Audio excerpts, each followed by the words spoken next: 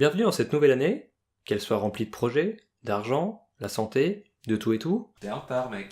Quoi Ok, j'ai un petit peu de retard, merci pour ce commentaire off. Hein, oui, j'ai un peu de retard sur le planning, on est déjà en juillet.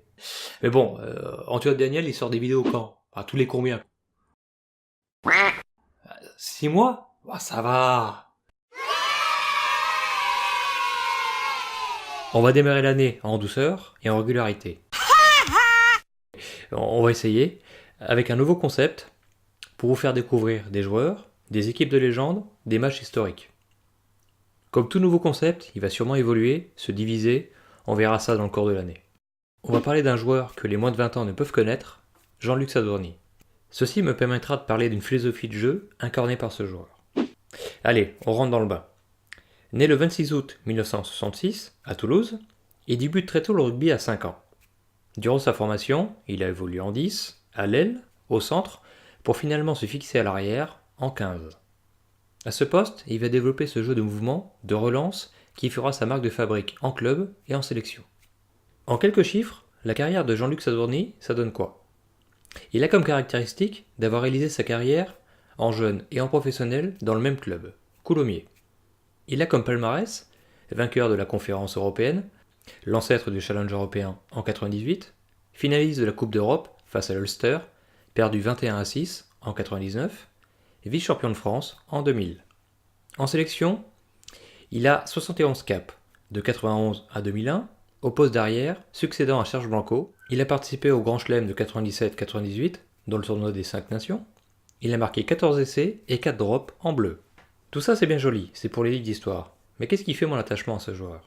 Il fait partie de cette génération qui a vécu le passage du statut amateur au statut professionnel. Officiellement on place cette date en 95, mais en France on peut la placer autour de 98, avec la création de la Ligue nationale de rugby, en charge des championnats professionnels.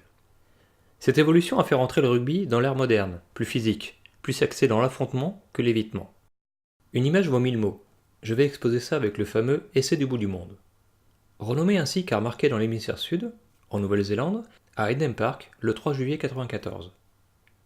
Après un dégagement hasardeux de la Nouvelle-Zélande, Philippe Saint-André relance d'essai 22 mètres. Le remarque Jean-Luc Sadurní dès le départ de l'action en fera une solution. Il n'est pas servi, mais le sera à la conclusion de l'essai.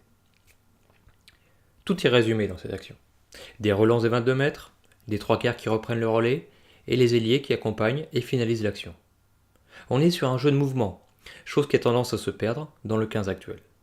Joueur discret en dehors des terrains, mais virevoltant durant les matchs, il représente cette philosophie de jeu qui allie recherche des intervalles, décalage dans les espaces, un rugby plus d'évitement que d'affrontement. Comparer les époques n'a aucun sens, mais nous éclaire sur les directions prises du 15 actuel. Nous avons les joueurs plus physiques, capables de rivaliser sur un temps de jeu effectif plus important, chose qui n'était pas le cas dans les années 90. Mais nous avons perdu cette innocence, ou cette notion du risque. Contemporain des Benazi, Dourte, Merle, et encore Fabien Galtier, il restera une marque du beau jeu à la française.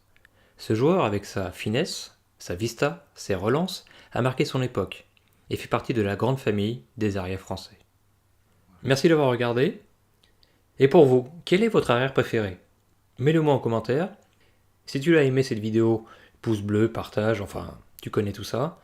Je vous donne rendez-vous pour la prochaine. Ciao!